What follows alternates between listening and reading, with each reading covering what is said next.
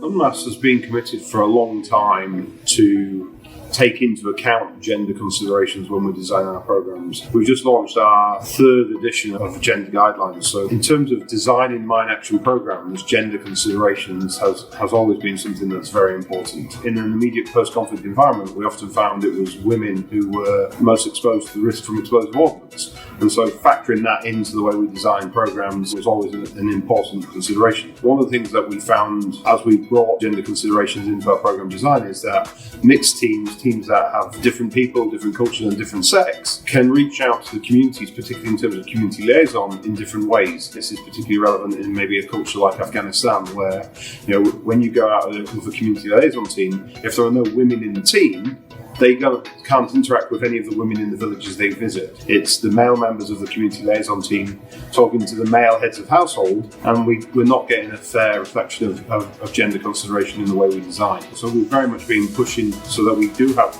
gender parity, as close to gender parity as possible, so that when we go into a liaison situation, we're getting the perspective of boys and girls, men and women, and understanding how they interact and how their lives are affected by explosive hazards, and then designing our programs and our projects to neutralise and mitigate the threat from explosive hazards in a way that is as gender balanced as possible.